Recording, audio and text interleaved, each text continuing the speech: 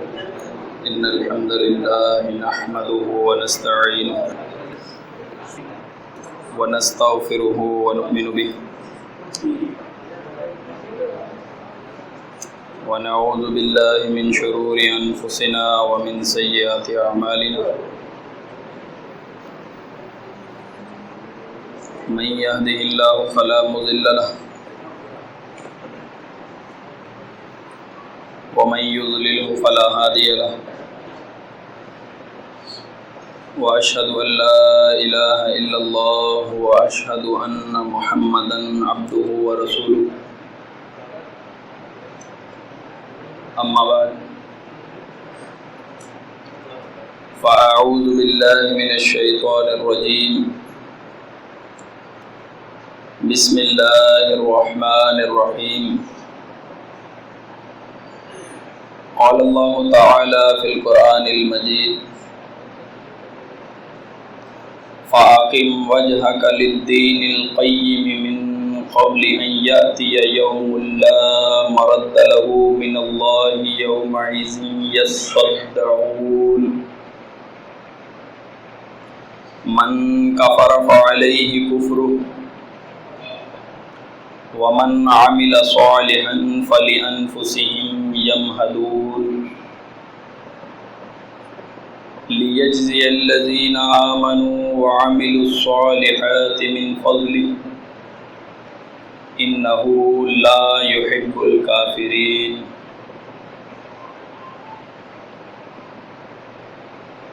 محترم عزت مند سننے والوں، یہ میں نے آپ کے سامنے اللہ کی لارغ کتاب قرآن مقدس سے سورۃ الروم کی 42 سے 45 نمبر آیت تلاوت کی۔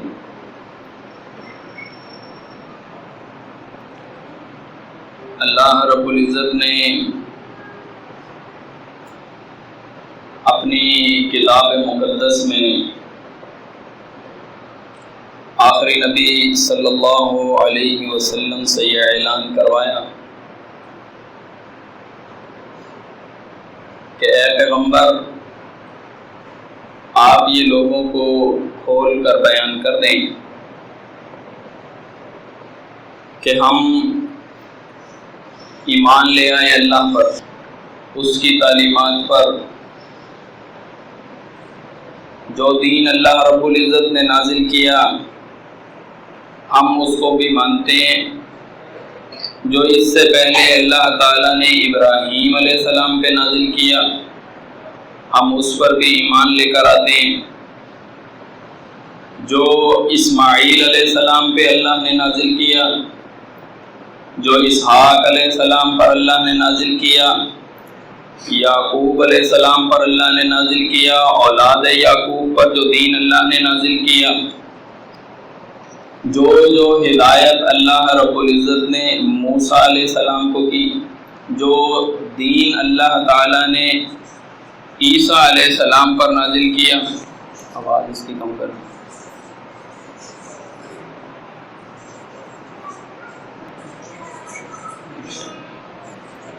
تو جو دین اللہ تعالیٰ نے ہم نبیوں پر نازل کیا ہم ساری ان تعلیمات پر ایمان رکھتے ہیں۔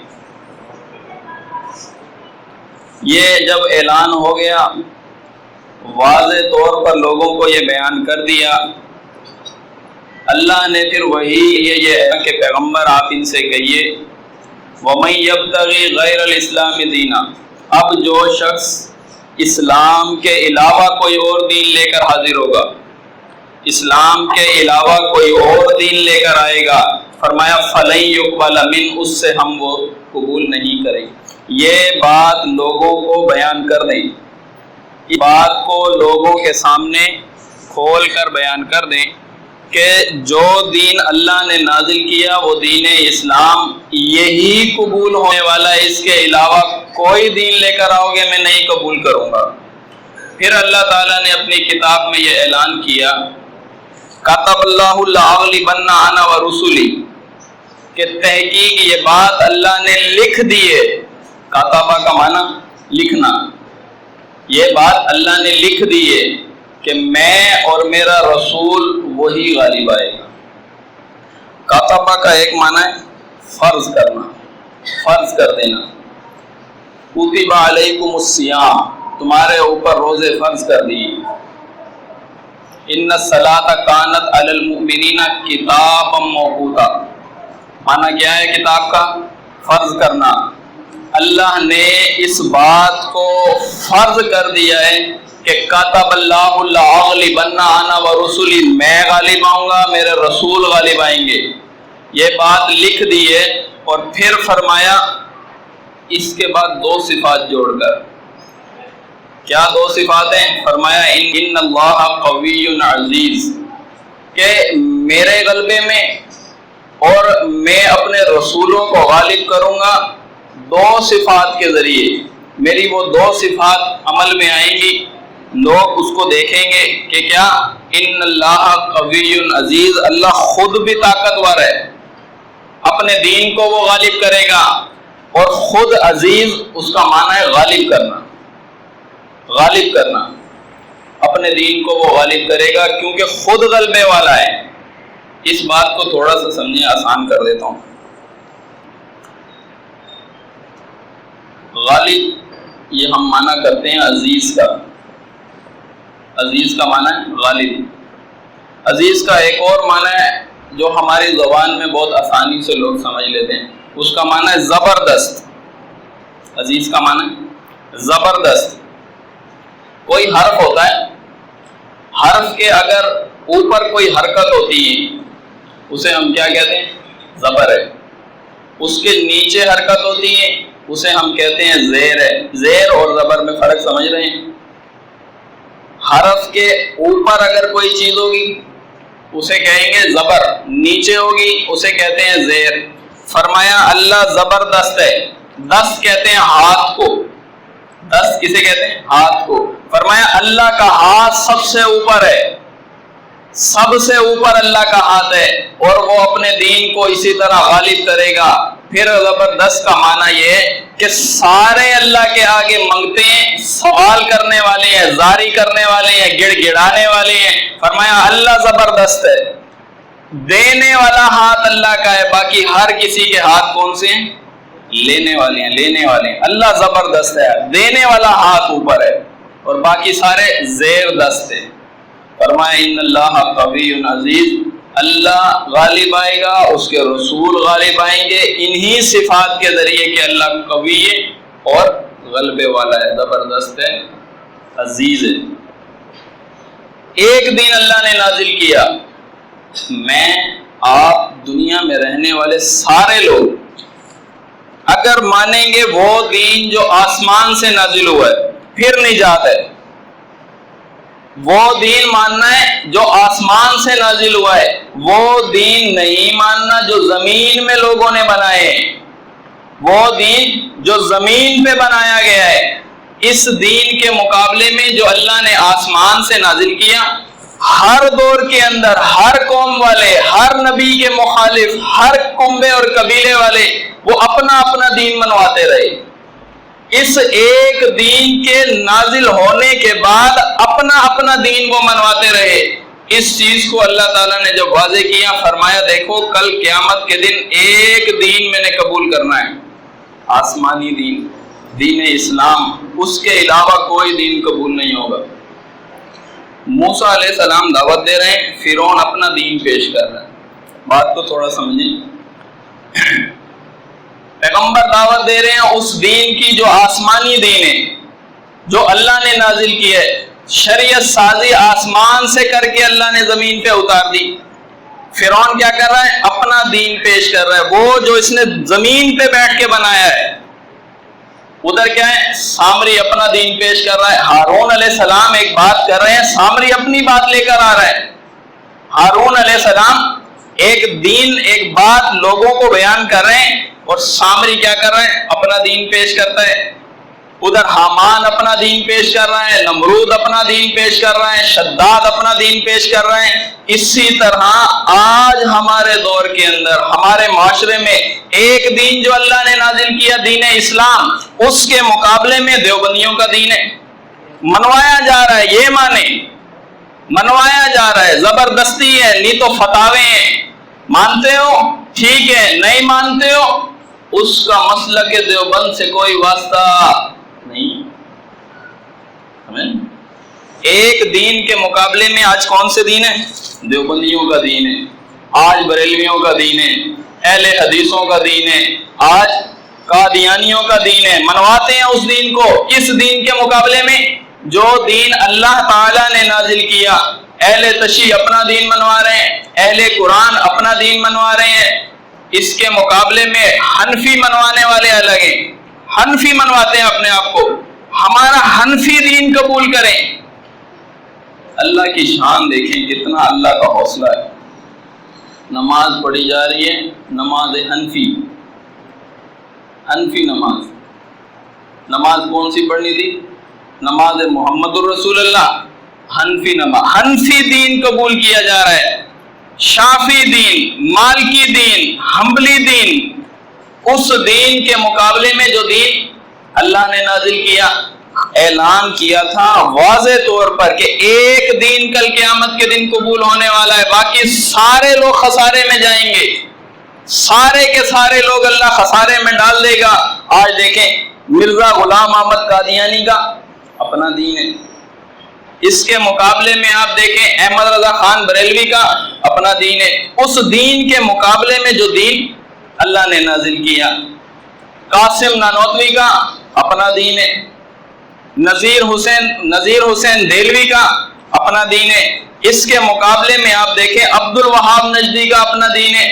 اور یہی دین اسی طریقے سے ایک دین کی ٹکر میں منوانے والا دین، جب رسول اللہ دین پیش کر رہے تھے ابو جہل اپنا دین پیش کر رہا تھا، ابو لہب اپنا دین پیش کر رہا تھا، مدینے والے اپنی طرف بلاتے ہیں، یہود اپنی طرف بلاتے ہیں، نصارہ اپنا دین پیش کر رہے ہیں۔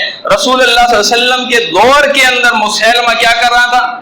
اپنا دین پیش کر رہا ہے، اپنا دین پیش کرتا ہے، لوگوں کو بیان کر رہا ہے کہ اس دین کو مانیں۔ اس کے مقابلے میں جو دین اللہ نے نازل کیا، اس بات کو تھوڑا سا جب آپ سمجھ لیں گے تو جو دین اللہ تعالیٰ نے منوانا ہے وہی قبول ہونا ہے۔ اس دین کی خصوصیات کیا ہیں، اس دین کے اندر اوصاف کیا ہیں، اس دین میں مرضی چلتی ہے تو کس کی چلتی ہے، اس چیز کو تھوڑا سا سمجھ جائیں گے۔ میں اپنے عنوان کی طرف جاؤں گا انشاءاللہ۔ فرعون کہنے لگا، اللہ نے ذکر کیا وقال فرعون نے کہا کہ ذرونی اقتل موسیٰ، مجھے چھوڑو میں موسیٰ کو قتل کر دوں، مجھے چھوڑو میں موسیٰ کو قتل۔ انبیاء کی مخالفت ہو رہی ہے، لوگ قتل کے اوپر در پہ ہیں، کس بدولت، کس چیز کو منوانا چاہتے ہیں، اس چیز کو اللہ نے ذکر کیا۔ وقال فرعون کہنے لگا ذرونی اقتل موسیٰ، مجھے چھوڑو میں موسیٰ کو قتل کر دوں۔ وَلْيَدُ رَبَّ، بلا لے وہ اپنے رب کو، وَلْيَدُ رَبَّ، بلائے اپنے رب کو۔ کیا اس کو خطرہ ہے؟ کہتا ہے انی اخاف ان یبدل دینکم، مجھے یہ ڈر ہے کہ موسیٰ تمہارا دین بدل دے گا، اپنا دین منواتا ہے فرعون کا دین، مجھے یہ ڈر ہے کہ موسیٰ تمہارا دین بدل دے گا، او ان یظہر فی الارض الفساد، یا وہ زمین کے اندر فساد برپا کرنا چاہتا ہے۔ پتہ چلتا ہے کہ کوئی طبقہ، کوئی گروہ، کوئی فرد جب لوگوں کو یہ دعوت دے کہ اس دین کو مانو جو دین اللہ نے نازل کیا، اس دین کو قبول کرو جو آسمان سے بنا کر اللہ نے شریعت سازی کر کے وہ دین بھیجا ہے، تو لوگ ان کے بارے میں کہتے ہیں یہ فساد فی الارض کر رہے ہیں۔ یہی الفاظ کس کے ہیں؟ فرعون کے۔ فرعون کہتا ہے کہ موسیٰ کیا کر رہا ہے؟ زمین میں فساد کر رہا ہے۔ جس دین کو نازل کیا اللہ نے، جس کتاب کو نازل کیا، لوگوں کے درمیان جن اختلافات کا فیصلہ کیا، یہ انہی اختلافات کو عین وہی بنیادی اصول آج انہوں نے کیا کیا؟ اختلافی بنا کر اپنے دین کی دعوت دے دی۔ بولے جن جن عنوانات پر آپ گفتگو کرتے ہیں یہ سارے اختلافی ہیں، اسے بیان نہ کریں، جو ہم بیان کر رہے ہیں اس کی طرف آ جائیں۔ اپنا دین منوانا چاہتے ہیں، کس کے مقابلے میں؟ اس دین کے مقابلے میں جو دین اللہ تعالیٰ نے نازل کیا۔ فرمایا هو الذی ارسل رسولہ بالہدی ودین الحق، وہی ذات ہے جس نے رسولوں کو بھیجا بالحق، حق کے ساتھ، حق کو ظاہر کرنے کے لیے۔ فرمایا لیظہرہ علی الدین کلہ، اس لیے کہ جو دین اللہ نے اس پر نازل کیا ہے اس کو سارے ادیان کے اوپر غالب کر دے۔ پتہ چلا کہ بہت سارے دین مانے جا رہے ہیں زمین کے اندر، اللہ دین کلی، دین کلی، بہت سارے دینوں کے اوپر اللہ اس دین کو غالب کرنا چاہتا ہے جسے رسول کے ذریعے نازل کیا ہے۔ بہت سارے دین منوائے جا رہے ہیں زمین کے اوپر، اور وہ دین ان کی شریعت سازی زمین پر ہوئی، آسمان سے شریعت سازی نہیں ہوئی۔ ایک دین کی آسمانی شریعت سازی، فرمایا وہی دین سارے ادیان کے اوپر غالب آئے گا، وہی دین سارے ادیان پہ غالب آئے گا۔ فرمایا وَكَفَى بِاللَّهِ شَهِيدًا، اور اللہ کو یہ کام مشکل ہے نہیں، اللہ کافی ہے گواہ اس بات کے لیے۔ کیا کرے گا؟ اس دین کو نافذ کرے گا، غالب کرے گا، سارے ادیان پہ ایک دین غالب آنے والا ہے۔ آج ہر کسی کا ماننا یہ جو اللہ نے فرمایا لیظہرہ علی الدین کلی، سارے ادیان پہ اسے غالب کرے گا، یعنی دیوبندی دین۔ پوچھیں ذرا آپ ان سے، لیظہرہ علی الدین کلی، دین کون سا؟ دیوبندی دین۔ لیظہرہ علی الدین کلی، دین کون سا ذکر ہوا یہاں؟ فرمائیں گے ان کے بڑے بڑے اکابرین علماء، یہ اہل حدیث دین ہے، یہ مسلک اہل حدیث ہے۔ اس کے بارے میں اللہ نے فرمایا لیظہرہ علی الدین کلی، یہ دین اہل حدیث سارے دینوں پہ غالب آئے گا، یہی کہا اللہ نے۔ یہی دین جو دین پیش کر رہے ہیں بریلویوں والا، وہی دین غالب آئے گا؟ نہیں، یہ جو دین پیش کر رہے ہیں قادیانیوں والا، شیعوں والا، یہی دین اللہ نے اسی دین کے متعلق کہا ہے کہ یہی غالب آئے گا؟ نہیں کہا اس کے متعلق۔ کس دین کے متعلق اللہ نے کہا؟ وہ رسولوں کے اوپر جو اللہ نے نازل کیا، فرمایا وہ دین غالب آئے گا۔ وہ کون سا دین ہے؟ وہ دین قیم، سیدھا دین، پکا دین۔ کون سا دین؟ دین قیم، جو آیت آپ کے سامنے تلاوت کی ہے۔ فرمایا فَأَقِمْ وَجْهَكَ لِلدِّينِ الْقَيِّمِ، بس اپنا رخ کر لو کس دین کی طرف؟ دین قیم کی طرف۔ اب اللہ تعالیٰ نے جب اس کو ذکر کیا دین قیم کو، وہ سیدھا دین ہے۔ فرمایا اس سے پہلے پہلے من قبل ان یاتی یوم لا مرد له من اللہ یومئذ یصدعون، کہ اس دن کے آنے سے پہلے اس دین کی طرف اپنا رخ کر لو جو دین قیم ہے، جو اللہ نے نازل کیا، آسمانی دین۔ فرمایا اس دن کے آنے سے پہلے جس کے ٹلنے کی کوئی صورت اللہ کی طرف سے نہیں ہے، وہ دین آ کے رہے گا۔ لوگ جدا جدا کیے جائیں گے، لوگ روکے جائیں گے، سوالات ان سے ہوں گے، پوچھ گچھ ان سے ہوگی۔ فرمایا ومن کفر فعلیہ کفر، جس نے کفر کیا اس کے کفر کا وبال ہم اسی کے اوپر ڈال دیں گے، اس کے کفر کا وبال گرفت ہوگی اس کے کفر کے بدلے۔ فرمایا ومن عمل صالحا، اور جس نے کیا نیک کام، اچھے اعمال، فرمایا فلانفسہم یمہدون، یہی وہ لوگ ہیں جنہوں نے سیدھے راستے کی طرف راستہ پا لیا، جو صحیح ٹریک کے اوپر چل رہے ہیں، صراط مستقیم کی طرف۔ پھر اللہ رب العزت نے اس کا ذکر کیا، فرمایا لیجزی الذین آمنوا وعملوا الصالحات، جزا دیتا ہے اسی طرح اللہ ایمان والوں کو اور وہ لوگ جو اعمال صالحہ کرتے ہیں، فرمایا من فضلہ، اپنے فضل سے۔ پتہ چلا کہ اس دین کے جو پیروکار ہیں اپنی کوئی کرامت نہیں، ان کی اپنا کوئی ان کے پاس معیار نہیں، اس دین کے اوپر چلنے والے، فرمایا من فضلہ، یہ نرا اللہ کا فضل ہے، جسے چاہتا ہے وہ عطا کرتا ہے۔ فرمایا انہ لا یحب الکافرین، دیکھو اس دین کی مخالفت کرنے والے جتنے لوگ ہیں، اس دین کو رد کرنے والے جتنے لوگ ہیں، ان کو اللہ نے کفار میں جمع کر کے فرمایا ایسے کافروں سے اللہ محبت نہیں کرتا، یعنی تم اس دین کی مخالفت کرنے والے دین کے حامی اور مددگار نہ بننا، ورنہ کیا ہوگا؟ تمہارا شمار انہی میں ہوگا، اور اللہ ایسے لوگوں سے محبت نہیں کرتا۔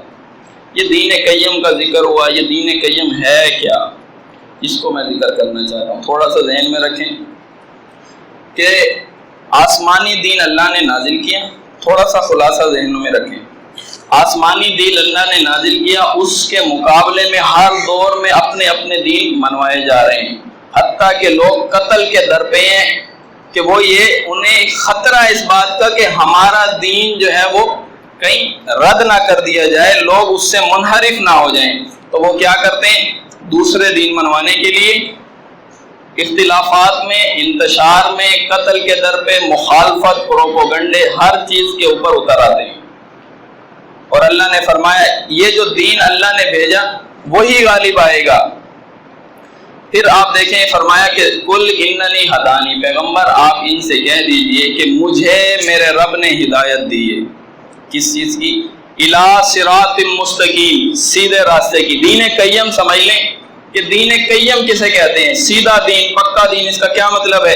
فرمایا کل، پیغمبر ان کے سامنے اعلان کیجئے، اننی ہدانی ربی، کہ مجھے میرے رب نے ہدایت دی ہے، رہنمائی کی ہے، الی صراط مستقیم، سیدھے راستے کی جانب۔ فرمایا دینا قیما ملت ابراہیم، یہ کون سا دین ہے؟ ملت ابراہیم ہے۔ دین قیم کون سا دین ہے؟ دین قیم صراط مستقیم۔ فرمایا دینا قیما ملت ابراہیم حنیفہ، دین قیم ملت ابراہیم، اور دین قیم دین حنیف ہے۔ فرمایا حنیفہ، وہ یکسو تھا، سب سے کٹ کر ایک اللہ کا ہونے والا تھا۔ حنف کہتے ہیں کنارے کو، سمندر کے کنارے کو کہتے ہیں حنف۔ اس سے فرمایا کہ حنیفہ، ابراہیم کیا ہے؟ سب سے کٹ کر ایک کا ہی ہونے والا ہے، ایک کا، ایک کنارے پہ لگنے والا ہے، سب سے کٹ کر، سب سے اپنا تعلق توڑ کر ایک جانب ہونے والا ہے۔ فرمایا یہی دین قیم ہے۔ فرمایا وما کان من المشرکین، اور وہ مشرکوں میں سے بھی نہیں ہے۔ ادھر سے ایک نقطہ آپ سمجھ لیں، صراط مستقیم کا ذکر کیا اور پھر فرمایا وما کان من المشرکین، وہ مشرکین میں سے نہیں ہے۔ صراط مستقیم یہ وہ راستہ ہے جس کے اوپر اللہ نے انبیاء کو چلایا۔ صراط مستقیم یہ وہ راستہ ہے جس کے اوپر اللہ نے شہداء کو چلایا ہے۔ صراط مستقیم یہ وہ راستہ ہے جس کے اوپر اللہ تعالیٰ نے صالحین کو چلایا، صدیقین کو چلایا۔ اس راستے پر شرک والی بیماری موجود نہیں ہے، اس راستے پر شرک والی بیماری موجود نہیں ہے۔ یہ متضاد باتیں ہیں، بندہ صراط مستقیم پر بھی ہو اور مشرک بھی ہو، ایسا نہیں ہو سکتا۔ بندہ صراط مستقیم پر بھی ہو اور وہ شرک بھی کرے، ایسا نہیں ہو سکتا۔ بندہ مشرک ہو اور کہے میں صراط مستقیم پر ہوں، شرک کرتا ہو اور وہ یہ کہے میں صراط مستقیم پر ہوں، یہ متضاد باتیں۔ آپ قرآن کی آیات دیکھیں، صراط مستقیم کا معنی دیکھیں، شرک کی تردید کے ساتھ صراط مستقیم کا ذکر کیا، یہاں پہ بھی اسی طرح ذکر کیا، میرے رب نے مجھے ہدایت دی صراط مستقیم کی طرف۔ آخر میں فرمایا وما کان من المشرکین، وہ پیغمبر مشرکوں میں سے نہیں۔ ہمیں یہ بات پتہ چل گئی کہ دین قیم وہ راستہ ہے جس میں شرک والی بیماری موجود نہیں ہے، اور ہمیں کہا کہ تم رخ کر لو دین قیم کی جانب، تم اپنا رخ دین قیم کی جانب کر لو۔ یہی وہ دین ہے جو آسمان سے نازل کیا، شریعت آسمان سے بنائی، اور اسی دین نے سارے ادیان کے اوپر غالب ہو جانا ہے، اسی دین نے سارے ادیان کے اوپر غالب ہونا ہے۔ یہ دین کیا ہے؟ ابراہیم اسی کا پیروکار ہے۔ فرمایا ابراہیم کا ملت ابراہیم ہے، دین حنیف ملت ابراہیم، دین قیم ملت حنیف ہے۔ اب اس چیز کو سمجھیں۔ فرمایا اذ قال له ربه اسلم، اذ قال له ربه اسلم، کہ جب اس کے رب نے کہا کہ مسلم ہو جا۔ یہ کون ہے؟ یہ دین قیم کا راہی۔ دین قیم کا راہی کیا ہوگا؟ جب اس کا رب کہے کہ مسلم ہو جا، اسے ہر حال میں مسلم ہونا پڑے گا، ہر حال میں اسے فرما بردار اور تابع دار ہونا پڑے گا۔ اسی لیے ابراہیم نے فرمایا قال اسلمت لرب العالمین، میں اپنے رب کا مسلم ہو گیا۔ کیوں؟ اس لیے کہ ان کا رخ ہے دین قیم کی جانب، دین قیم جو اللہ نے نازل کیا۔ اس دین کے مقابلے میں دین منوائے گئے ہیں، اسے سر توڑ کوشش کر کر کے اسے منوایا گیا یہ دین مانے، اسے قبول کرے۔ اور دین قیم کا ایک صفت اور ایک اللہ تعالیٰ نے اس کی اوصاف کا یہ ذکر کیا، فرمایا وما امروا الا ليعبدوا الله مخلصين له الدين حنفاء ويقيموا الصلاة ويؤتوا الزكاة وذلك دين القیم۔ دین قیم کیا ہے؟ کہ دین قیم کے اوپر جو چلنے والا ہوگا، جو دین قیم کو ماننے والا ہوگا، فرمایا وہ اللہ کے علاوہ کسی اور کی عبادت نہیں کرے گا، اللہ کے علاوہ کسی اور کی شریعت نہیں مانے گا۔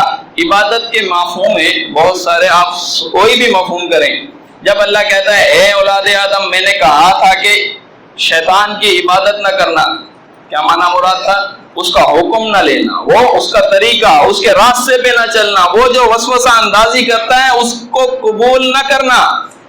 اب پتہ چل گیا کہ یہ عبادت کا ایک مفہوم ہے کہ ایک چیز اللہ نے بیان کی ہو، اس کے مقابلے میں وہ چیز قبول کر لی جائے جو دوسرے بیان کر رہے ہیں۔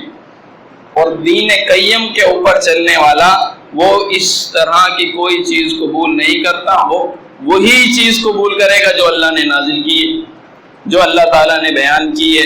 فرمایا کہ ام لہم شرکاء، کیا تم نے ایسے شریعت ساز بنا رکھے ہیں؟ یعنی شریعت سازوں کی نفی اللہ نے قرآن میں کی، شریعت سازی جو ہے وہ کسی کا حق نہیں ہے سوائے اللہ کے۔ فرمایا ام لہم شرکاء شرعوا لهم من الدین ما لم یأذن بہ اللہ، کیا ایسے شریعت ساز بنا رکھے ہیں جو انہیں شریعت گھڑ گھڑ کے دیتے ہیں جس کی اجازت اللہ نے نہیں دی۔ یہ شریعت گھڑی ہے تب دین بنا دین دیوبندیوں کا، شریعت گھڑی ہے تب دین بنا دین بریلویوں کا، شریعت گھڑی ہے تب دین بنا اہل حدیثوں کا دین، شریعت گھڑی تب دین بنا اہل قرآن کا دین، شریعت گھڑی تب دین بنا اہل تشیع کا دین۔ شریعت گھڑی ہے اکابرین نے، علماء نے، اور اس کی جانب میں آپ کی توجہ دلانا چاہتا ہوں۔ اب ہر ایک کا ذکر کروں، ایک محفل میں اس کا ذکر کرنا مشکل ہے، ان کو ذکر کر لیتے ہیں جو اس معاشرے میں کہتے ہیں کہ اصل مواحد ہم توحید کے علمبردار ہیں، توحید ہے تو ہمارے پاس ہے، توحید سمجھنے والے ہیں تو صرف ہم لوگ ہیں۔ ان کو لے لیں، ان کو اٹھا لیں، ان کی اکابر شخصیتوں میں سے جن کی وہ بات مانتے ہیں، ایسے سمجھ لیں کہ ان کے ممبر میں سے جو چمکتا ہوا نام ہے، ان کا جو سر کا تاج ہے، اس کو لے لیں۔ ایک نام ہے علامہ ابن قیم کا۔ یہ وہ شخص ہیں کہ اہل حدیث جب تک اسے خطبے میں اس کا نام نہ لے لیں، خطبہ ادھورا سمجھا جاتا ہے، خطبہ پورا نہیں ہوا، مزہ نہیں آیا، نام نہیں لیا کس کا؟ علامہ ابن قیم کا۔ اب میرا عنوان آپ سمجھیں، عنوان یہ ہے کہ فرق دین قیم اور دین ابن قیم، فرق دین قیم اور دین ابن قیم، کہ ایک دین جو اللہ نے نازل کیا جس کے متعلق فرمایا فاقم وجہک للدین قیم، ایک دین جو اللہ نے اس کے مقابلے میں منوایا گیا کون سا دین؟ مانیے دین ابن قیم۔ ابن قیم نے کیا لکھا ہے؟ ابن قیم نے کیا بولا ہے؟ اب یہ وہ گروہ ہے جو کہتا ہے قبر پرستی سے ہمارا کوئی واسطہ نہیں، جس کا کہنا یہ ہے کہ دربار سازی ہم تو اس کا رد کرتے ہیں، قبروں پہ چادریں چڑھانا ہم تو اس کا رد کرتے ہیں، قبروں کے مجاور بننا ہم تو اس کا رد کرتے ہیں۔ جو طبقہ یہ کہتا ہے کہ ہم قبروں کے اوپر بیٹھنے کو، قبروں کو آباد کرنے کو اور وہاں پہ جا کے نظر و نیاز اور چڑھاوے چڑھانے کو ہم غلط سمجھتے ہیں، قبر پرستی سے ہمارا کوئی واسطہ نہیں، ہم موحد ہیں، ان کا ایک امام ہے جس کا نام ہے علامہ ابن قیم۔ اب اس نے اپنا دین پیش کیا ہے اس دین کے مقابلے میں جو دین اللہ نے نازل کیا تھا، دین قیم کے مقابلے میں آیا دین ابن قیم۔ اس چیز کو سمجھ لیں، دین قیم اور دین ابن قیم، تھوڑا سا موازنہ کرنے کی آپ کوشش کریں گے تو اس بات کو سمجھ جائیں گے کہ دین قیم کیا کہتا ہے، دین قیم کا تقاضا کیا ہے اور دین ابن قیم کا تقاضا کیا ہے۔ دین قیم کا تقاضا یہ کہ مرنے کے بعد جسم میں قیامت کے دن روح ڈالی جائے گی. کس کا تقاضا ہے؟ اس دین کا جو دین اللہ نے نازل کیا ہے، اس کے مقابلے میں منوایا گیا دین. قرآن کہتا ہے ثم انکم بعد ذلک لمیتون ثم انکم یوم القیامت تبعثون. کس دین کا تقاضا ہے؟ دین ابن قیم کا تقاضا نہیں ہے. کس کا ہے؟ دین قیم کا تقاضا ہے. اس کے مقابلے میں ہے دین ابن قیم. دین قیم یہ کہتا ہے کہ مرنے کے بعد جسم کے اندر روح کب آئے گی؟ قیامت کے دن آئے گی. اور پھر قرآن نے ایک بیان کیا، فرمایا یہ جو لوگ مر گئے ہیں وَهُمْ عَنْ دُعَائِهِمْ غَافِلُونَ، یہ تمہاری پکار سے غافل ہیں. کس کا تقاضا ہے؟ دین قیم کا. دین قیم کا تقاضا ہے روح قیامت کے دن ڈالی جائے گی. دین قیم کا تقاضا یہ ہے کہ جو لوگ مر گئے ہیں یہ تمہاری پکاروں سے غافل ہیں، نہیں سنتے. دین قیم کا تقاضا ہے انک لا تسمع الموتى، اے پیغمبر آپ مردوں کو نہیں سنا سکتے. یہ دین قیم کا تقاضا ہے. پھر فرمایا ولا تسمع ثم الدعاء، پیغمبر وہ بہرے جو پیٹھ پھیر کر بھاگے جا رہے ہوں آپ اپنی پکار ان کو بھی نہیں سنا سکتے. پھر فرمایا ان تدعوہم، اگر آپ ان کو پکاریں لا یسمعوا دعاءکم، وہ تمہاری پکار نہیں سنتے. کس کا تقاضا ہے؟ دین ابن قیم کا. دین قیم کا تقاضا ہے کہ مردہ سنتا نہیں، روح قیامت کے دن آئے گی، اس سے پہلے نہیں آئے گی. دین قیم کا تقاضا ہے وہ مردے تمہاری پکاروں سے غافل ہیں. پھر قرآن کہتا ہے وما انت بمسمع من فی القبور وما یستوی الاحیاء ولا الاموات، مردے زندے برابر نہیں ہیں، مردے زندے برابر نہیں ہیں. دین قیم کا تقاضا ہے. اس کے مقابلے میں پیش کیا جانے والا دین دین ابن قیم، اس کا تقاضا کیا ہے؟ کتاب لکھی ہے کتاب الروح نفیس اکیڈمی سے. اس کا تقاضا یہ ہے کہ اس جسم میں مرنے کے بعد روح فوراً لوٹا دی جاتی ہے. روح لوٹا، اس سے ٹکر لی، دین قیم سے ٹکر لینے والا دین دین ابن قیم.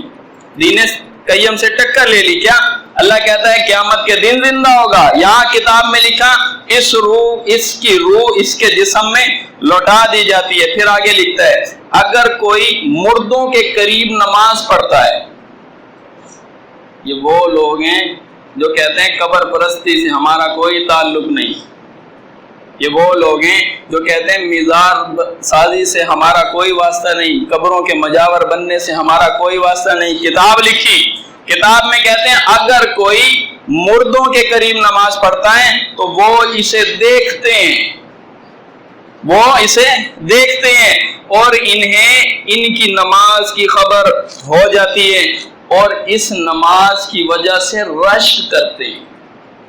اچھا، رشک کرنا زندوں کا کام ہے کہ مردوں کا؟ شریعت کہتی ہے دین قیم کا تقاضا یہ تھا کہ مردے اور زندے برابر نہیں ہیں. دین ابن قیم کا کیا تقاضا ہے؟ مردے زندے برابر ہو گئے. مردہ دیکھ بھی رہا ہے، نماز سے رشک بھی کر رہا ہے، اس کو نماز کی خبر بھی ہو رہی ہے اور پھر اس کے اندر روح بھی لوٹانے کا عقیدہ پہلے بیان کر دیا. آگے چلیے، کہتے ہیں مردہ دفن کیے جانے کے بعد جنازے میں شریک ہونے والوں سے مانوس ہوتا ہے. مانوس ہونا کس کا کام؟ زندوں کا. دین قیم کیا کہتا ہے؟ مردے زندے برابر نہیں. دین ابن قیم کیا کہتا ہے؟ جنازے میں شریک ہونے والوں سے مردہ جو ہے وہ مانوس ہوتا ہے. یہ شریعت سازی ہے، یہ دین زمین کے اندر بنایا. آگے ایک کتاب میں لکھا الکافیہ الشافیہ میں، یہ امر صحیح ہے کہ ہمارے نبی صلی اللہ علیہ وسلم عمدہ طریقے سے اس شخص کے سلام کا جواب دیتے ہیں جو آپ کو سلام کرتا ہے. یہ کس کا تقاضا ہے؟ دین ابن، یہ دین قیم سے ٹکر لینے والا دین، بالکل اس کے مخالف، بالکل اس کے مخالف آیات پیش ہو رہی ہیں. دین قیم روک لگاتا ہے، رکاوٹ پیدا کرتا ہے. نہ مردے زندے برابر نہیں ہیں، روح نہیں لوٹ کر آئے گی قیامت سے پہلے. اور فرمایا کہ اگر تم ان کو پکارو یہ پکار نہیں سن سکتے. یہاں سلام بھی سن رہے ہیں، جواب بھی دے رہے ہیں، اعمال کا بھی پتہ ہے اور پھر وہاں پہ ان کے ان کے اعمال سے، نماز پڑھنے سے رشک ہوتا ہے، جنازے میں شریک ہونے والے سے مانوس ہو رہا ہے۔ یہ کس کا تقاضا تھا؟ دین ابن قیم کا تقاضا یہ ہے، اور دین قیم اس کے مخالف ہیں۔ اب ان کا کہنا یہ ہے کہ نہ جو دین ہم نے پیش کیا یہی وہ دین ہے، لیظہرہ علی الدین کلی، یہی دین ابن قیم کے متعلق کہتے ہیں یہ دین غالب آ جائے گا سارے دینوں کے اوپر، ایسا ہی ہوگا۔ یہ جو اللہ تعالیٰ نے فرمایا میں اور میرا رسول غالب آئے گا، کاتب اللہ لاغلبن انا ورسلی، میں اور میرے رسول غالب آئے گا، یہ بات لکھ دی ہے۔ لیظہرہ علی الدین کلی، وہ دین ہر ادیان پہ غالب آئے گا جو دین رسولوں پہ اللہ نے نازل کیا۔ پھر یہ دین مغلوب کیوں ہو جاتا ہے؟ جب اللہ نے اپنی ذمہ داری لی ہے کہ میں اسے غالب کروں گا، پھر یہ دین مغلوب کیوں ہو جاتا ہے؟ دوسرے ادیان اس پہ غالب کیوں آ جاتے ہیں؟ سوچ پیدا ہوتی ہے جب اللہ نے کہا میں قوی ہوں، میں عزیز ہوں، میں طاقتور ہوں، میں زبردست ہوں، میرا دین غالب آئے گا، میں اور میرے رسول غالب آئیں گے، پھر یہ دین مغلوب کیوں ہو جاتا ہے؟ اس کی ایک وجہ ہے، اصل میں اللہ رب العزت جبرن منوانا نہیں چاہتا، ڈنڈے کے زور پہ مانو اسے، نہ دلائل دے دو، انہیں سمجھا دو، یہ اپنے دین کو منوانے کے لیے ایڑی چوٹی کا زور لگا دے، پھر بھی میرا دین غالب آئے گا، یہ میں نے لکھ دیا ہے۔ آپ سمجھ گئے؟ یہ دین عارضی طور پہ غالب آ جاتا ہے، دوسرے دین عارضی طور پہ اس کے اوپر غالب آ جاتے ہیں، ورنہ حقیقت میں اللہ نے فرمایا کہ میرا دین ہی غالب آنے والا ہے۔ اچھا، غالب کا ایک دوسرا معنی یہ کریں، دنیا میں تو غالب آئے گا، غلبہ ہوگا، ایک دین مانتے مانتے یہ شخص مر گیا، دین ابن قیم کا پیروکار مر گیا، دین قیم والا جو دین اللہ نے پیش کیا تھا اب یہ مر گیا، کل قیامت کے دن اللہ کے سامنے یہ پیش ہو جائے گا تو یہ دین لے کر آئے گا دین ابن قیم، جبکہ قبول ہونا تھا دین قیم، اب غالب کون سا دین ہے؟ یعنی قبول نہیں کیا جائے گا، دنیا میں تو غلبہ اس کے اوپر ہم لائیں گے ہی لائیں گے، کل قیامت کے دن اس کے دین کو ہم قبول نہیں کریں گے۔ دوسرا نقطہ ذہن میں رکھیں، چند نکات آپ کے سامنے پیش کرنے ہیں، عنوان یہی ہے کہ فرق دین قیم اور دین ابن قیم، کہ دین قیم کیا ہے اور دین ابن قیم، اس کے مابین فرق کیا ہے۔ دوسرا نقطہ ذہن میں رکھیں، فرمایا کہ وَإِلَى اللَّهِ تُرْجَعُ الْأُمُورُ، یہ دین قیم کا تقاضا ہے۔ کیا تقاضا ہے؟ وَإِلَى اللَّهِ تُرْجَعُ الْأُمُورُ، سارے کے سارے کام اللہ ہی کی طرف پلٹائے جا رہے ہیں، امر آتا بھی اللہ کی جانب سے، کام ہو جاتے ہیں وہ سارے پلٹائے بھی اللہ کی طرف جاتے ہیں۔ فرمایا وَإِلَى، خبردار، إِلَى اللَّهِ تَصِيرُ الْأُمُورُ، سارے کے سارے امور اللہ کی طرف پلٹائے جائیں گے۔ سورۃ ہود میں فرمایا وَإِلَيْهِ يُرْجَعُ الْأَمْرُ كُلُّهُ، سارے کے سارے کام کس کی طرف پلٹائیں گے؟ اللہ کی جانب۔ آپ بھی سارے کام اللہ کی طرف سے رہے ہیں، پلٹائے بھی اللہ کی طرف جائیں گے۔ اب اس کے مقابلے میں دین آیا دین ابن قیم، دین آیا دین ابن قیم، کیا لکھا؟ الکافیہ الشافیہ کا ایک حوالہ آپ کو دیا، اس میں انہوں نے یہ لکھا کہ جو شخص نبی علیہ السلام کے اوپر عمدہ طریقے سے سلام پیش کرتا ہے، نبی اس کا سلام کا جواب دیتے ہیں۔ اب کتاب الروح کا ایک حوالہ اپنے ذہن میں رکھیں، اس کے مقابلے میں کہ اللہ کہتا ہے اعمال اللہ کی طرف پلٹائے جائیں گے، اب ادھر دین ابن قیم کیا کہتا ہے؟ کہتا ہے زندوں کے اعمال مردوں پر پیش کیے جاتے ہیں۔ کتاب الروح صفحہ نمبر 42 اور 43 صاف لکھا ہوا ہے، زندوں کے اعمال مردوں پر پیش کیے جاتے ہیں، اگر نیک اعمال ہوں تو خوش ہوتے ہیں اور کھل اٹھتے ہیں، نیک اعمال ہوں تو خوش ہوتے ہیں اور کھل اٹھتے ہیں، ورنہ اللہ سے دعا کرتے ہیں۔ آگے دعا بھی لکھی ہے، کیا دعا کرتے ہیں؟ اے اللہ انہیں برے عملوں سے بچا لے۔ صحیح، یہ زندوں کے اعمال مردوں کے اوپر پیش ہو رہے ہیں۔ پھر اس میں لکھا مردوں کو اپنے عزیز و اقارب کے عملوں کی بھی خبر رہتی ہے۔ دین قیم کیا کہتا تھا؟ کہ سارے کام اللہ کی طرف پلٹائے جا رہے. اچھے اعمال کرو تو اللہ کی طرف پلٹیں گے, برے اعمال کرو گے تو اعمال اللہ کی طرف پلٹیں گے. لیکن دین ابن قیم کا تقاضا یہ ہے کہ زندوں کے اعمال مردوں پر پیش کیے جاتے ہیں. اچھے اعمال ہوں تو خوش ہوتے ہیں, کھل اٹھتے ہیں. ایک بات آپ مجھے بتائیں, اللہ کی جانب اعمال اس لیے پیش ہوتے ہیں کہ اللہ نے اس کی جزا دینی ہوتی. اعمال اچھا ہو تو اللہ اس کی جزا دیتا ہے, ثواب دیتا ہے. اعمال برا ہو تو اللہ کیا کرتا ہے, سزا دیتا ہے, گرفت کرتا ہے, کبھی دنیا میں پکڑ لیتا ہے اور کبھی آخرت کے اندر اس کو چھوڑ دیتا ہے. اللہ کے اوپر اعمال پیش ہوتے ہیں اس وجہ سے کہ اللہ نے جزا اور سزا دینی. یہ زندوں کے اعمال مردوں پہ پیش ہونے کی توجیہ کیا ہے؟ اس کو کیوں اعمال دکھائے جا رہے ہیں؟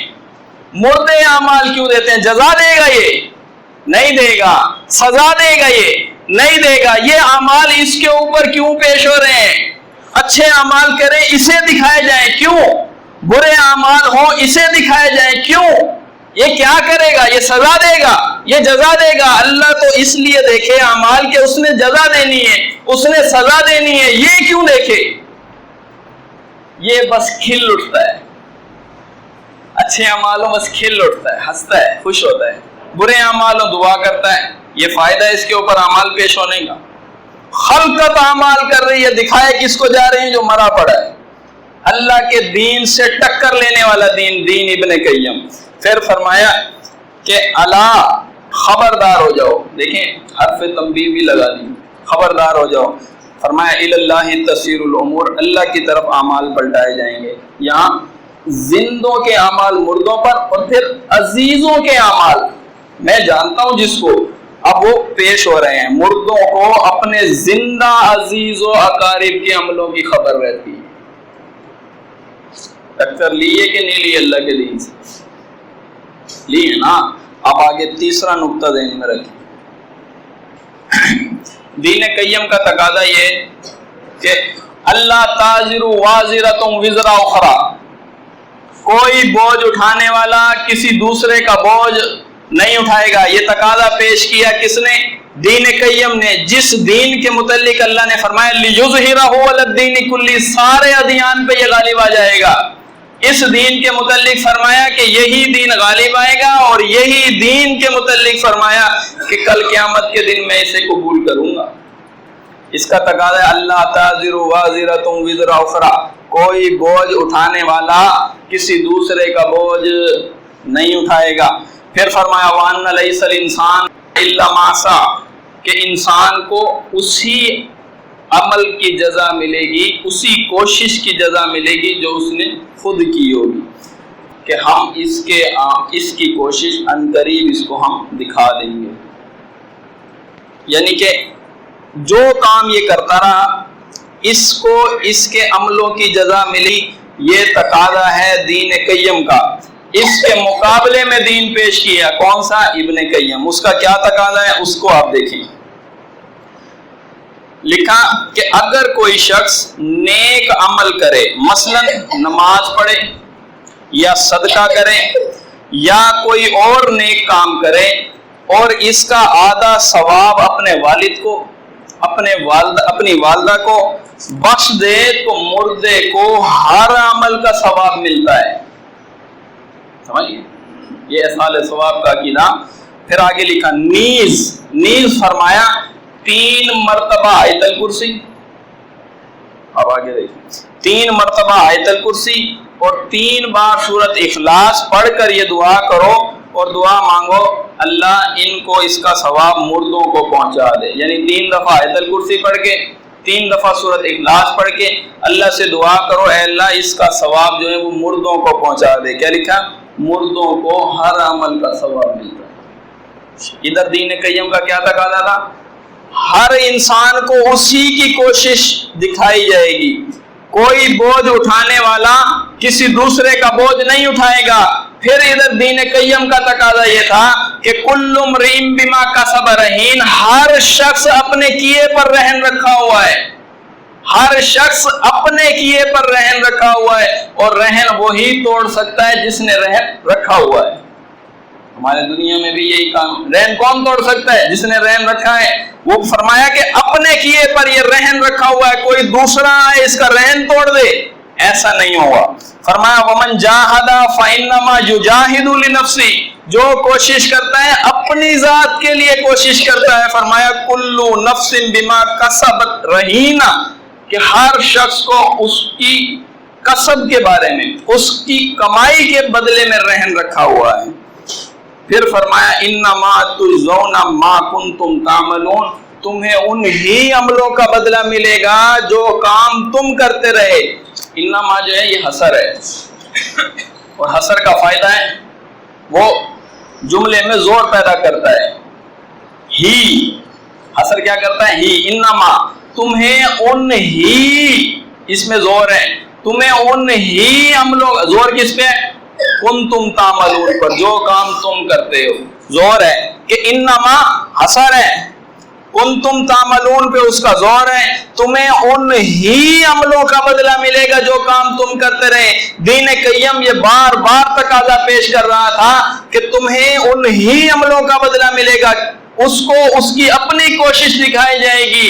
ہر شخص اپنے لیے مجاہدہ کرتا ہے، کوشش کرتا ہے، کوئی بوجھ اٹھانے والا کسی دوسرے کا بوجھ نہیں اٹھائے گا۔ یہاں کیا ہے؟ 3 بار آیت الکرسی پڑھیں، 3 بار سورۃ اخلاص پڑھیں، مردے کو ہر عمل کا ثواب پہنچتا ہے۔ یہ اللہ کے دین سے ٹکر لینے والا دین ابن قیم، ان کا ماننا ہے ہم خالص توحید کو ماننے والے ہیں، ہم اصل دین کو ماننے والے ہیں، ہمارا قبر پرستی سے کوئی واسطہ نہیں ہے، ہمارا اس طرح مزار سازی سے کوئی واسطہ نہیں ہے۔ اب یہ لوگ دین کے اندر شریعت ساز کس طرح ہیں، اس کے نمونے آپ کے سامنے آ گئے۔ ایک چوتھا نقطہ آپ ذہن میں رکھیں، دین قیم کہتا ہے 2 زندگیاں اور 2 موتیں ہیں، یہ آپ سنتے رہتے ہیں اکثر تقاریر کے اندر۔ دین قیم کا کیا تقاضا ہے؟ ثم انکم بعد ذلک لمیتون ثم انکم یوم القیامت تبعثون۔ دین قیم کا تقاضا ہے کہ اللہ یتوفی الانفس حین موتها والتی لم تمت فی منامها۔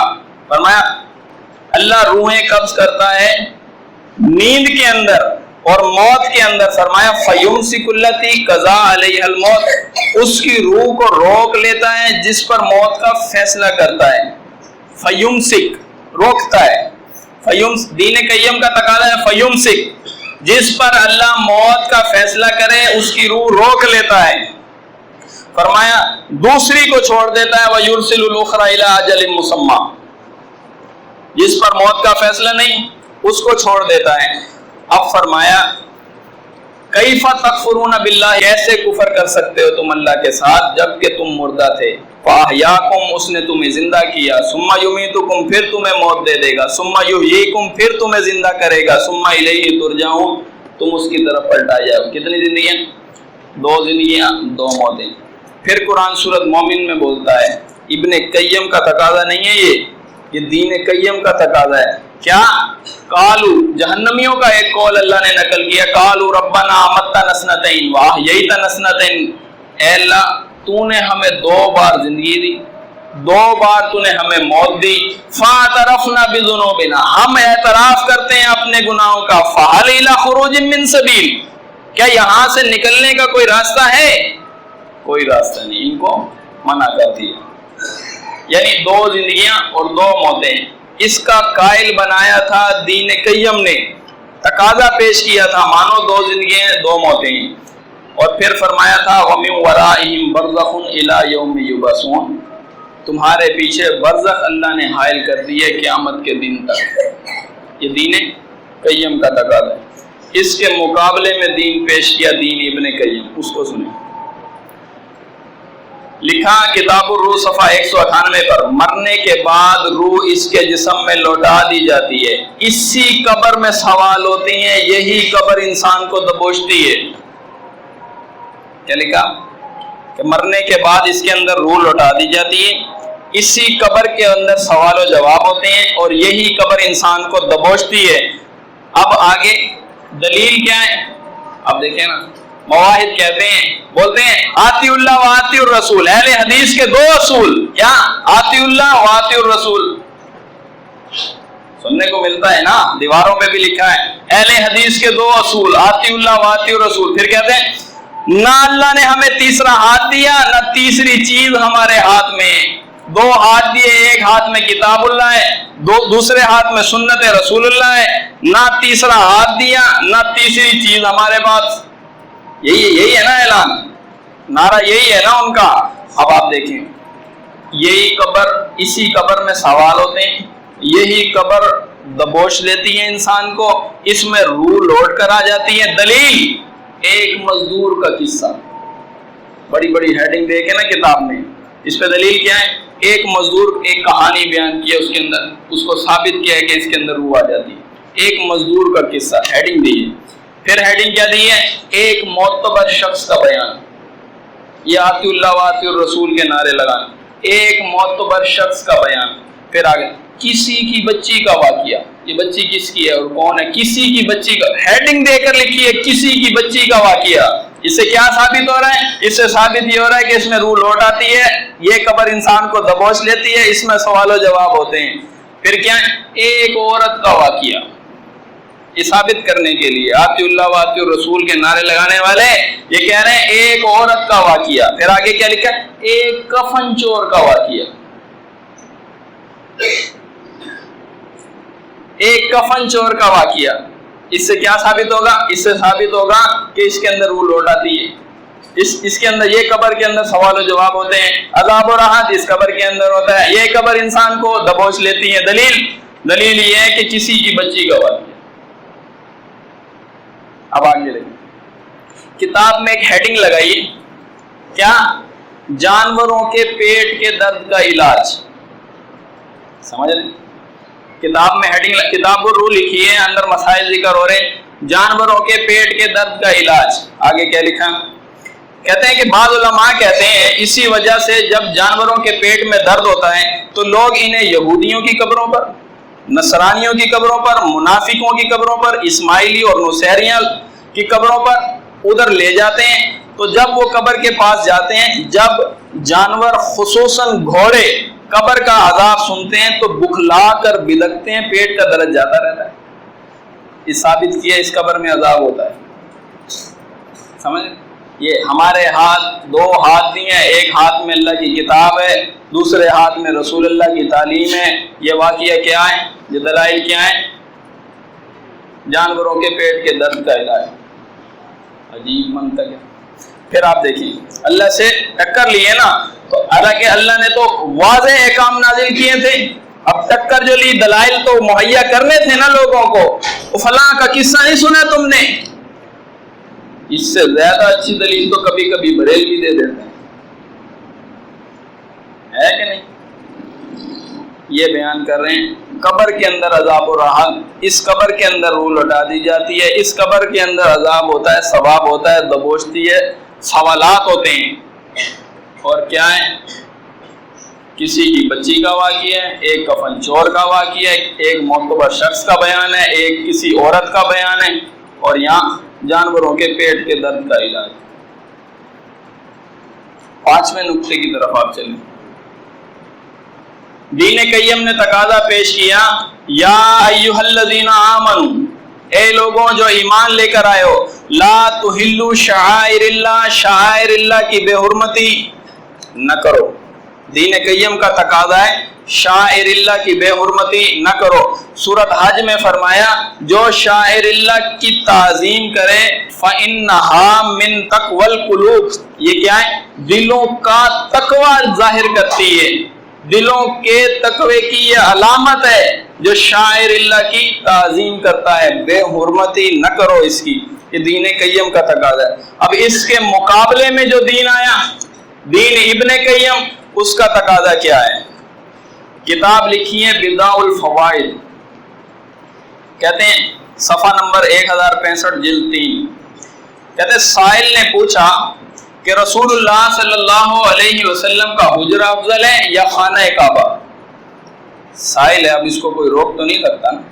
سائل نے پوچھا کہ رسول اللہ کا حجرہ افضل ہے یا خانہ کعبہ؟ آگے کہتے ہیں اگر تمہارا ارادہ خالی حجرہ ہے، جواب کیا ہے؟ اگر تمہارا ارادہ ہے خالی حجرہ تو پھر کعبہ افضل ہے، ورنہ اگر تمہاری مراد اس سے وہ ہے جس میں رسول اللہ صلی اللہ علیہ وسلم مدفون ہے، اگر تمہاری مراد اس سے وہ ہے جس میں رسول اللہ صلی اللہ علیہ وسلم مدفون ہے تو پھر اللہ کی قسم نہ عرش افضل ہے۔ کیا لکھا ہے؟ شاعر اللہ کی توہین توپ چلائیے، کہتے ہیں پھر اللہ کی قسم نہ عرش افضل ہے، نہ اس کے تھامنے والے فرشتے افضل ہیں، نہ جنت عدن افضل ہے، اور نہ ہی پوری دنیا۔ اگر حجرے کا وزن مع الجسد کیا جائے تو یہ ساری کائنات اور جو کچھ اس کے اندر ہے سب سے افضل ہوگا۔ وہاں کیا تھا؟ لا تحلوا شعائر اللہ، شاعر اللہ کی توہین نہ کرو۔ یہاں کیا کیا؟ حجرے کو اٹھایا اللہ کے کعبے سے بھی افضل۔ بھائی اگر وہی زیادہ افضل ہے تو ادھر منہ کر کے نماز پڑھ لیں نا، خانہ کعبہ کی طرف منہ کیوں کر رہے ہیں؟ وہ زیادہ افضل ہے، اتنا زیادہ افضل ہے تو ادھر منہ کر کے نماز پڑھا کریں نا۔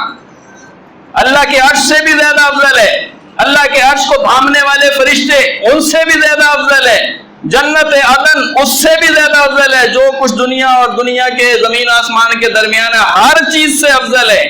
یہ کیا ہے؟ یہ شاعر اللہ کی توہین ہے۔ اس کو پیش کیا، اس کو تقاضے کے طور پر پیش کیا کس نے؟ دین ابن قیم نے۔ یہ وہ ہیں جو کہتے ہیں ہم توحید کے ماننے والے ہیں، ہم اصل قرآن و حدیث کے ترجمان ہیں۔ یہ ترجمہ نہیں ہو رہی، یہ تو جھٹلایا جا رہا ہے۔ نقطہ آپ ذہن میں رکھیں، دین قیم اور دین ابن قیم۔ دین قیم کا تقاضا ہے وَتَوَكَّلْ عَلَى الْحَيِّ الَّذِي لَا يَمُوتُ، توکل اور بھروسہ اس ذات پہ کرو جسے موت نہیں ہے، جسے موت نہیں ہے۔ پھر فرمایا وَعَلَى اللَّهِ فَلْيَتَوَكَّلِ الْمُؤْمِنُونَ، مومن تو اللہ ہی پر توکل کرنے والا ہے۔ تعویذات کی نفی کرتا ہے، توکل ہوگا تو اللہ پر ہوگا، اس چیز پر توکل ہوگا جسے موت نہیں ہے۔ تعویذات کا رد کیا، اور رسول اللہ صلی اللہ علیہ وسلم نے فرمایا کہ من علق تمیمۃ فقد اشرک، جس نے تعویذ لٹکایا اس نے شرک کیا۔ تقاضا تھا کس کا؟ دین قیم کا، جو دین اللہ نے رسولوں پر نازل کیا، جس نے ہر دین کے اوپر غالب آنا ہے، اس کے مقابلے میں دین پیش کیا۔ تعویذ لکھ لکھ کر دیے ہیں، لکھ لکھ کر۔ کس کا؟ بخار کا تعویذ کتاب ہے، کتاب زاد المعاد حصہ سوم میں صفحہ 572 اور 73۔ بخار کا تعویذ الگ لکھ کر دیے، ولادت میں آسانی کا تعویذ الگ لکھ کر دیے، نکسیر پھوٹ جائے تو یہ تعویذ باندھ لو۔ تعویذ کا کیا معنی ہوگا؟ تعویذ تعوذ سے پناہ طلب کرنا، پناہ طلب کرنا۔ تعویذ تعوذ سے پناہ طلب کرنا۔ اللہ کو چھوڑ کر جس سے پناہ طلب کی جا رہی ہے وہ مخلوق ہے، وہ فانی ہے، اس کو ہر چیز کو ختم ہو جانا ہے، اس سے طلب مانگی جا رہی ہے۔ اور اللہ قرآن میں کیا کہتا ہے؟ وَتَوَكَّلْ عَلَى الْحَيِّ الَّذِي لَا يَمُوتُ، توکل اور بھروسہ کس کے اوپر کرو؟ جسے موت نہیں ہے۔ یہ تعویذ کا رد کیا تھا دین قیم نے، اجازت دی دین ابن قیم نے، باندھو کوئی مسئلہ نہیں، لکھ کے ہم دیتے ہیں۔ اور پھر ایسے تعویذ بھی لکھ کر دیے جس کے الفاظ نہ تو قرآن سے ثابت ہیں نہ حدیث سے ثابت، کوئی منکر روایت سے، موضوع روایت سے بھی وہ الفاظ ثابت نہیں ہیں۔ ایسے تعویذ کے حوالے بھی ان کے الفاظ بھی اپنے پاس سے بنائیں۔ کس چیز کو منوانا چاہتے ہیں؟ اب تبلیغ ہو رہی ہے اس کی کہ دین ابن قیم مانا جائے، حالانکہ اللہ نے فرمایا دین وہ قبول ہوگا جو میں نے نازل کیا ہے، جو آسمان سے آیا ہے۔ ایک ساتواں نقطہ ذہن میں رکھیں، کل 10 نکات آپ کو دینا چاہتا ہوں۔ دین قیم کے اندر تقاضا یہ کہ وَيَسْأَلُونَكَ عَنِ الرُّوحِ، پوچھتے ہیں تم سے روح کے بارے میں۔ قُلِ الرُّوحُ مِنْ أَمْرِ رَبِّي، اے پیغمبر ان سے کہہ دیجئے روح اللہ کا امر ہے، روح اللہ کا امر ہے۔ فرمایا وَمَا أُوتِيتُم مِّنْ عِلْمٍ إِلَّا قَلِيلًا، تمہیں اس کا علم نہیں دیا گیا مگر بہت تھوڑا۔ روح کی تحقیقات میں جانے سے دین قیم نے روک دیا۔ روح کے متعلق سوالات کرتے ہیں، ان کو بتا دیجئے روح اللہ کا امر ہے اور تمہیں اس کے بارے میں بہت کم علم دیا گیا. روح کی پیچیدگیوں میں نہیں جانا, روح کی تحقیقات میں نہیں جانا. دین ابن قیم بولا. اب دین ابن قیم کو دیکھیں, کہتے ہیں اجسام سے زیادہ, توجہ سے سنیں, اجسام سے زیادہ تشخص اور امتیاز روحوں کے اندر ہوتا ہے. جسم ہوتے ہیں نا, پہچانے جاتے ہیں, شکلیں الگ الگ ہوتی ہیں. کہتے ہیں روحوں کے اندر اس سے زیادہ تشخص اور امتیاز ہوتا ہے. یہ دلیل کہاں ہے؟ اور ہاتھ میں تو اللہ کی کتاب تھی اور ہاتھ میں تو رسول اللہ کی کتاب تھی. یہ کہاں سے پتہ چل گیا کہ روحوں کے اندر تشخص اور امتیاز ہوتا ہے؟ یہ کہاں سے پتہ چلی یہ بات؟ یہ دین ابن قیم نے سکھایا. آگے دیکھیں, کہتے ہیں کبھی کبھی اجسام میں تو مشابہت پائی جاتی ہے مگر ارواحوں میں قطعاً کوئی مشابہت نہیں ہوتی. یہ بھی ان کو پتہ ہے. جسم تو کبھی کبھی شکلیں ملتی جلتی ہیں, بندہ دھوکہ کھا جاتا ہے یہ دونوں بھائی جڑواں ہیں, بہت شکل ان کی ملتی ہے. کہتے ہیں روحوں کے اندر ایسا کچھ نہیں ہوتا, روحوں کے اندر قطعاً کوئی مشابہت نہیں ہوتی. پھر آگے لکھتے ہیں روحیں جنت میں ہونے کے باوجود آسمان پر بھی ہوتی ہیں اور قبر کے پاس بھی ہوتی ہیں, قبر والے بدن میں بھی ہوتی ہیں. یہ اترنے اور چڑھنے میں انتہائی تیز رفتار ہوتی ہیں. روحیں ذات بھی ہیں, مبعوث بھی ہیں, علوی بھی ہیں اور سفلی بھی ہیں. وہ اتنا علم کہاں سے آیا روحوں کے بارے میں؟ اللہ نے تو فرمایا تمہیں تھوڑا سا علم دیا تھا, یہاں کتاب لکھ دی, کتاب الروح, اتنی موٹی کتاب لکھ دی. تقاضا تو یہ تھا کہ اہل حدیث کے دو اصول, آتی اللہ و آتی الرسول. آتی اللہ میں یہ بات کہاں سے آئی کہ تشخص اور امتیاز ان میں بہت زیادہ ہوتا ہے؟ جسم تو کبھی کبھی ملتے ہیں, روحیں آپس میں نہیں ملتی ہیں.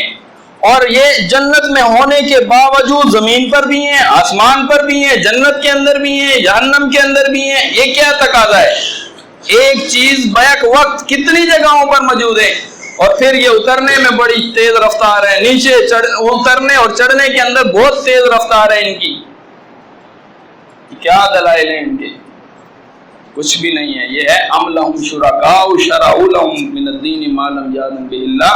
ایسے شریعت ساز مقرر کیے جو شریعتیں گھڑ گھڑ کے دیتے ہیں, شریعت گھڑ کے دیتے ہیں. لوگ اس کو ایسے چوم چاٹ کے, اور جب تک خطبے میں اس بندے کا نام نہ لے لیں خطبہ ہی ادھورا سمجھا جاتا ہے, مزہ نہیں آیا. ابن تیمیہ ابن قیم کا نام نہیں آیا. 8واں نقطہ ذہن میں رکھیں.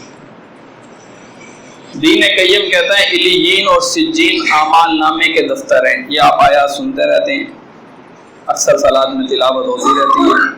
کلا ان کتاب الفجار لفی سجین وما ادراک ما سجین, کتاب مرقوم, لکھے ہوئے دفتر ہے. یہی بات الفاظ استعمال کیے علیین کے متعلق, کتاب مرقوم, لکھے ہوئے دفتر ہے. ابن قیم کہتے ہیں علیین اور سجین روحوں کے مقام ہیں. علیین اور سجین روحوں کے مقام ہیں. کہتے ہیں ان میں روحیں ہوتی ہیں. یہ کہاں لکھا؟ کتاب الروح صفحہ 168 میں. کتاب اللہ کہتی ہیں علیین اور سجین اعمال نامے کے دفتر ہیں, دفتر ہیں اعمال نامے کے. اور یہ کہتے ہیں اس کے اندر روحیں رہتی ہیں. ان سے بحث کریں جب, کہتے ہیں روحیں کتابوں کی شکل میں رہتی ہیں. یہ بحث ہم سے ہوئی ہے. ہمیں یہ کہتے ہیں روحیں کتابوں کی شکل کے اندر وہاں ہوتی ہیں. اب یہ تعویل کرنے کی کیا ضرورت ہے؟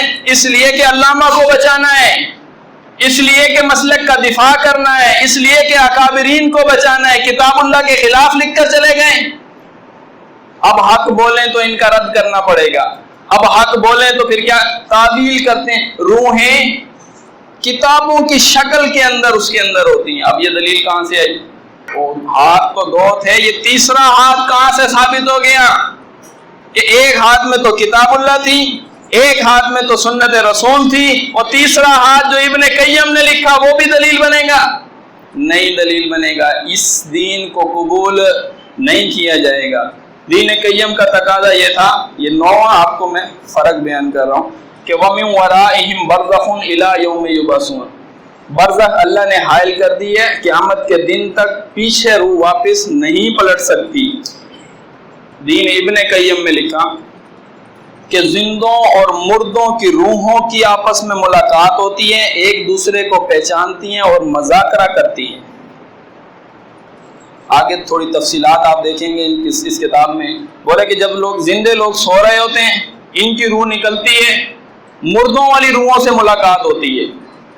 مردوں والی روح، یہ ہندوؤں کا عقیدہ، روحیں آ جاتی ہیں، آتما بھٹک رہی ہے، آتما کو شانتی دینی ہے۔ کس کا عقیدہ ہے؟ مواحد کہلاتے ہیں، اہل حدیث کہلاتے ہیں، اپنے پروں پہ پانی نہیں لگنے دیتے۔ نا ہم توحید کے علم بردار ہیں۔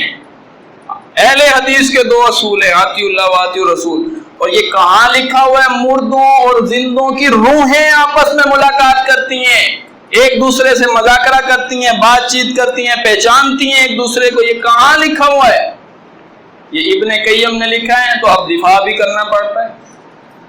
بچانا جو ہے، علماء کو بچانا ہے، اپنے مسلک کے دفاع میں بولنا ہے، کچھ تعویلات تو کرنی ہے کہ اس کا کوئی ایسا معنی بیان کر دے، کسی طریقے سے لوگ اسے قبول کر لیں، اور یہ دین ابن قیم غالب آ جائے تمام دینوں پر۔ یہ غالب آنے والا نہیں ہے۔ اس دین کے متعلق اللہ نے نہیں فرمایا لِيُظْهِرَهُ عَلَى الدِّينِ كُلِّهِ، دین ابن قیم کو اللہ سارے ادیان پہ غالب کرے گا۔ کفار کا بول اللہ نیچا کر کے دکھائے گا۔ یہ اللہ نے لکھ دیا کتاب، یہ لکھ دیا کتاب۔ 10واں اور آخری فرق میں آپ کے سامنے بیان کرتا ہوں۔ دیکھیں، آپ اس بات کو ذہن میں رکھیں، ان چیزوں کے اوپر تو انہوں نے بحث کی ہے جس کے بارے میں تھوڑا تھوڑا ان کو علم تھا، تھوڑا تھوڑا اللہ نے ان کو علم دیا تھا، اس میں کھینچا تانی کی، ضد کی، ہٹ درمی کی، تھوڑا سا اپنی بات منوائیں۔ اس بات کے اندر بھی انہوں نے حجتیں قائم کرنا شروع کر دی، اس بات کو بھی لوگوں کے اندر زبردستی منوانا شروع کر دیا جس چیز کا ان کو سرے سے علم ہی نہیں ہے، روحوں کے متعلق کوئی علم نہیں ہے، قطعاً کچھ نہیں ہے، اس چیز کے اوپر بھی بحث کرنا شروع کر دی۔ یہ اللہ نے پہلے اہل کتاب کو طعنہ دیا تھا، اہل کتاب کو طعنہ دیا تھا۔ وہ کہہ رہے تھے ابراہیم علیہ السلام یہودی ہیں، نصرانی کہہ رہے تھے ابراہیم نصرانی ہیں، مشرکین مکہ کہتے ہیں نہیں ابراہیم ہمارے میں سے تھا۔